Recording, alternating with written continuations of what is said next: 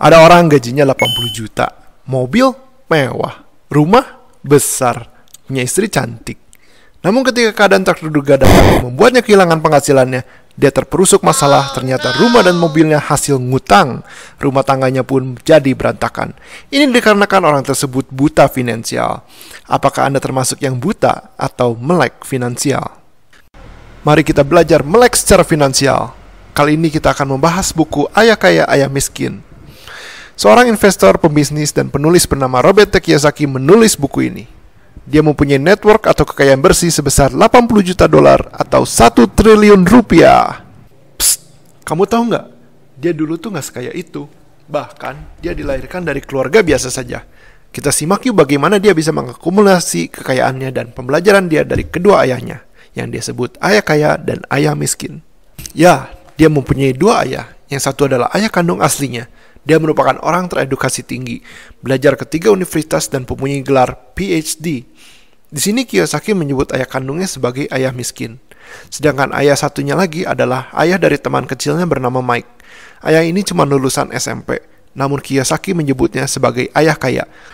Pada waktu Kiyosaki masih kecil, dia menanyakan tentang uang kepada kedua ayahnya tersebut. Dan keduanya mempunyai pandangan yang berbeda. Yang satu memandang bahwa uang adalah sumber segala kejahatan, dan yang satu lagi memandang bahwa kurang uang adalah sumber segala kejahatan.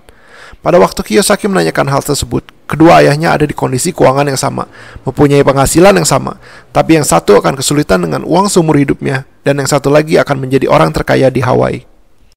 Kiyosaki dilahirkan di Hilo, Hawaii pada tahun 1947. Pada tahun 1957 dia dimasukkan ke sekolahan di wilayahnya, dan kebetulan di situ tuh tempat di mana orang kaya menyekolahkan anaknya. Dan kebanyakan anak kaya tak mau berteman dengan Kiyosaki. Dan satu lagi temannya Kiyosaki yang bernama Mike. Karena Kiyosaki dan Mike tak mempunyai gadget mainan terbaru ataupun sepeda.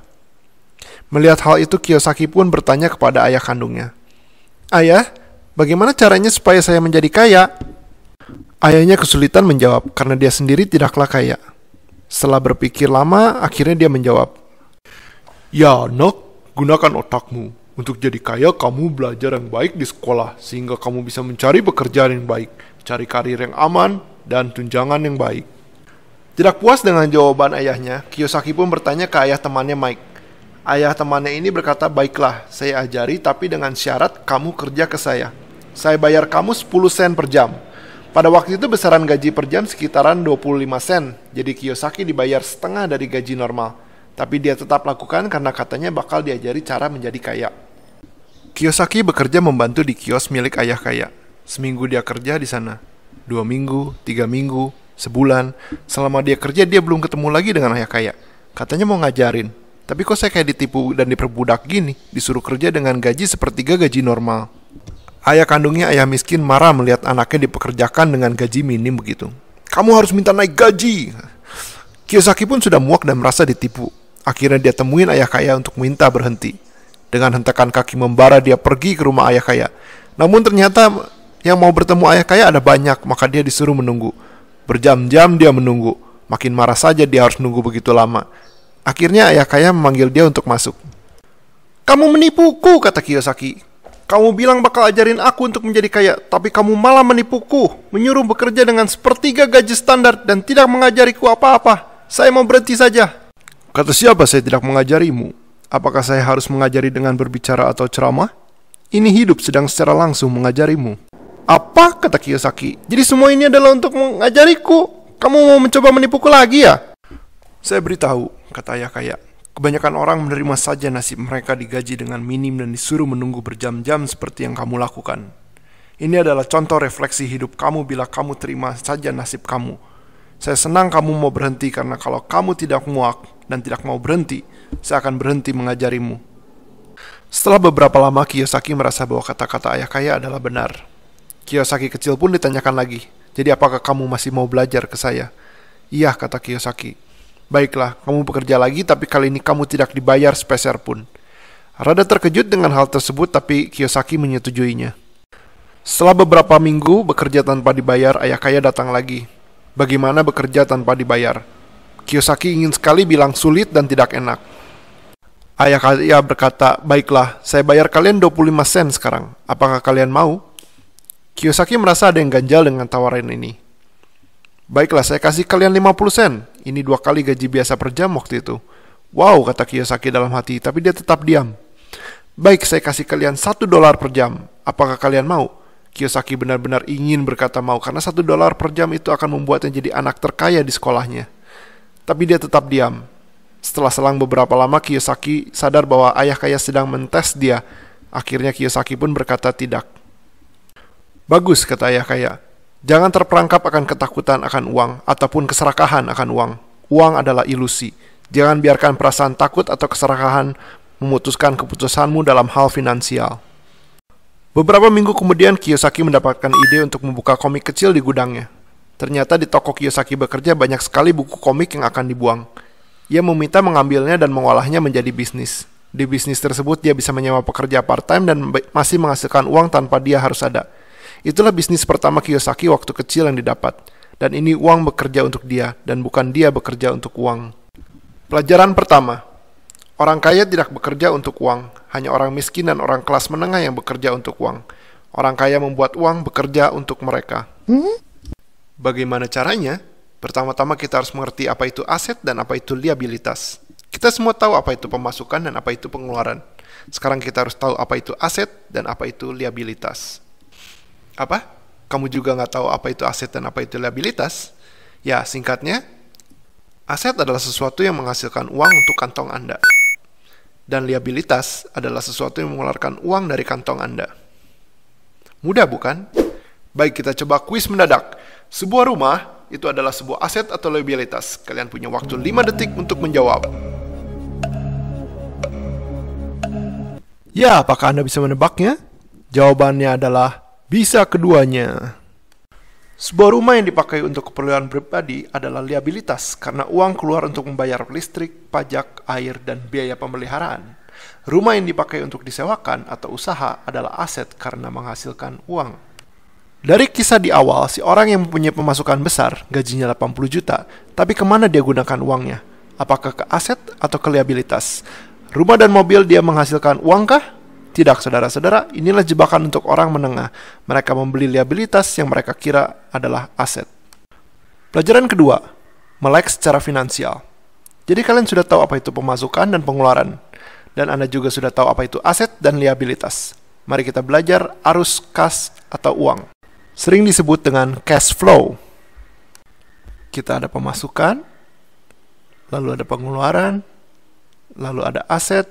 Dan contoh aset adalah royalti, properti yang menghasilkan uang, deposito, bond, digital product, dan lain-lain. Aset akan memasukkan uang ke pemasukan. Lalu ada liabilitas. Contoh liabilitas adalah mobil, rumah, cicilan kartu kredit, cicilan rumah, cicilan mobil, makanan mewah, pacar. Nani? Eits, tentu saja ini tergantung pacar Anda, maintenance-nya tinggi atau tidak. Liabilitas menambah pengeluaran. Orang miskin akan mempunyai pemasukan yang sama dengan pengeluaran, tidak ada sisa. Orang menengah akan mempunyai pemasukan lebih besar, tapi sisa tersebut dimasukkan ke liabilitas yang mereka pikir adalah aset. Orang kaya akan langsung memasukkan atau sisihkan uang mereka ke kolom aset baru pengeluaran. Dan aset yang mereka masukkan, uang akan menghasilkan pemasukan yang kemudian akan dimasukkan lagi ke dalam aset, dan seterusnya. Inilah kenapa orang kaya makin kaya dan orang miskin makin miskin. Pelajaran ketiga, pikirkan bisnismu sendiri. Dari kecil, Kiyosaki diajarkan untuk tidak mengandalkan gaji dari orang lain. Tentu saja tidak ada yang salah dengan gaji di awal. Anda tak perlu keluar dari pekerjaan Anda. Tapi jangan sampai Anda ketergantungan dengan pekerjaan Anda. Sisihkan uang, waktu, dan pikiran untuk membuat bisnis Anda sendiri. Bisnis adalah sebuah aset. Tapi kan bikin bisnis sangatlah beresiko. Kalau saya gagal, saya bisa kehilangan semuanya. Betul sekali. Kalau gampang, semua orang sudah menjadi kaya raya. Dan di bisnis Anda pertama kali, kemungkinan besar Anda akan gagal. Sangatlah jarang orang sukses di bisnis pertamanya. Wah, bahaya dong. Tentu saja. Tapi lebih berbahaya kalau Anda tidak mencobanya sedini mungkin. Karena membangun bisnis memerlukan pengalaman. Semua pengusaha sukses mempunyai lebih banyak gagalnya daripada suksesnya. Tapi Anda hanya perlu 1 kali sukses dan semuanya akan setimpal dengan kerja keras Anda. Jadi, sisihkan uang, waktu, pikiran. Bikin bisnis. Gagal. Dapat pengalaman. Kalibrasi atau sesuaikan strategi baru. Sisihkan uang, waktu, pikiran. Lakukan terus hingga Anda sukses mempunyai bisnis atau aset. Pelajaran keempat, perusahaan berbadan hukum dan perpajakan. Ini adalah salah satu rahasia kenapa orang kaya tetap kaya. Mari kita mulai dengan perpajakan. Perpajakan dibuat dengan mindset Robin Hood, di mana orang kaya dipajak dan diberikan untuk mereka yang membutuhkan atau yang miskin. Namun pada kenyataannya orang kaya terlalu pintar untuk dipajaki, dan orang menengah yang menjadi target untuk membiayai mereka yang miskin. Ada banyak cara orang kaya menghindari pajak atau malah diuntungkan darinya. Gimana caranya? Apakah Anda sering memberikan donasi ke perusahaan? Setelah Anda berbelanja di perusahaan tersebut, Anda ditanya maukah didonasikan? Ya, betul sekali, donasi merupakan salah satu cara untuk mengurangi pajak perusahaan. Lalu pajak tersebut akan digunakan untuk apa? Diberikan ke orang miskin, bukan? Membuat jalan, membuat barang, membuat rumah. Semua membutuhkan orang kaya, karena mereka yang punya pabrik dan alat-alat produksi. Dan banyak lagi perusahaan yang mengurangi pajak dengan cara bikin perusahaan di negara lain. Dan cara ini adalah cara yang legal atau sah secara hukum. Contohnya perusahaan besar di Amerika Serikat, seperti Apple, Microsoft, dan Google. Semua mempunyai kantor perusahaan di negara yang pajak perusahaannya lebih rendah, seperti di Bermuda. Jadi pada kenyataannya pajak tidaklah mengenai orang kaya.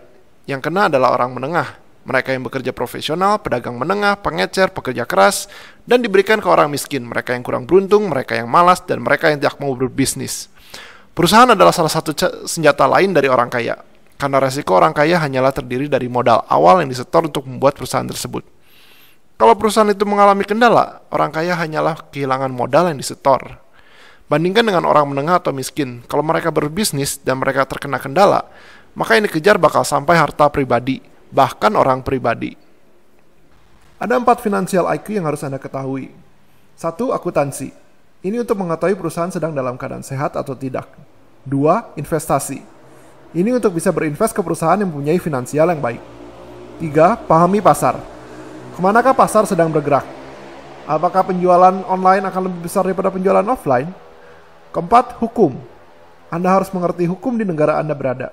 Kalau Anda mengerti hukum, Anda tak akan takut dengan keadaan. Bila Anda mau kaya, Anda harus mengetahui perusahaan berbadan hukum, perpajakan, dan menguasai 4 bidang finansial IQ. Pelajaran kelima, orang kaya menciptakan uang. Wah, sekarang keadaan lagi sulit nih, nggak bisa cari uang dalam keadaan ekonomi sekarang. Sekarang lagi resesi atau keadaan darurat, semua orang juga lagi kesusahan. Namun, resesi atau keadaan tak menentu di mana orang takut adalah saat di mana perpindahan kekayaan paling banyak terjadi. Tentu saja ada banyak orang yang kesusahan atau kesulitan, tapi ada juga yang diuntungkan atau menjadi orang kaya dari keadaan tersebut. Robert T. Kiyosaki menghasilkan uang paling banyak waktu resesi di Amerika di awal tahun 1990. Harga rumah jatuh semua, keadaan tidak menentu. Apa yang Kiyosaki lakukan? Dia tidak melakukan saving, malah dia beli semua properti yang bisa dia beli. Tentu saja ini dengan kalkulasi.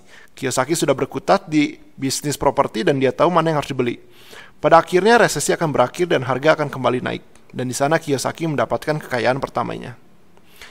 Keadaan sulit atau kacau berarti peluang untuk mereka yang bisa melihatnya. Tentu saja peluang yang dimaksud harus yang beretika ya, bukan berarti Anda bisa nimbun masker. Industri pariwisata, perhotelan, penerbangan, restoran sedang mengalami kendala berat. Namun di sisi lain, industri kesehatan, game, dan internet sedang booming. Diperkirakan sepertiga orang akan subur menjadi kaya ketika keadaan sedang sulit. Bisakah Anda melihat peluang dalam keadaan sulit sekarang? Pelajaran ke-6, bekerja untuk belajar.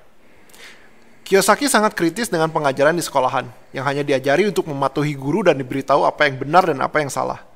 Ia percaya pengalaman langsung dari hidup lebih gampang diserap daripada pelajaran di sekolahan. Bekerjalah untuk belajar, bukan untuk uang. Ketika Kiyosaki menginjak dewasa, dia berganti-ganti karir. Sempat jadi orang kantoran, sempat jadi tentara, sempat jadi pilot, dan bahkan sempat jadi sales. Semua itu dilakukan untuk belajar mengenai banyak hal. Tentang perusahaan di kantoran, tentang disiplin di militer, dan tentang cara menjadi sales waktu jadi marketing. Dia mempelajari banyak hal penting dengan langsung dari pengalaman dan bukan dari sekolahan. Kiyosaki menganjurkan beberapa hal penting yang harus dipelajari, yaitu sales, marketing, kemampuan komunikasi seperti menulis, membaca, dan bernegosiasi. Ia juga menganjurkan untuk belajar tentang manajemen. Ada 3 manajemen yang dianggap penting, yaitu manajemen sumber daya manusia, manajemen sistem, manajemen cash flow. Itulah ajaran dari buku Ayah Kaya dan Ayah Miskin. Sekarang kalian sudah lebih melek secara finansial. Apakah kalian sudah lebih banyak aset atau liabilitas? Tinggalkan jawaban Anda di komen di bawah. Share video ini ke teman-teman Anda yang masih buta finansial. Jangan lupa like dan subscribe-nya.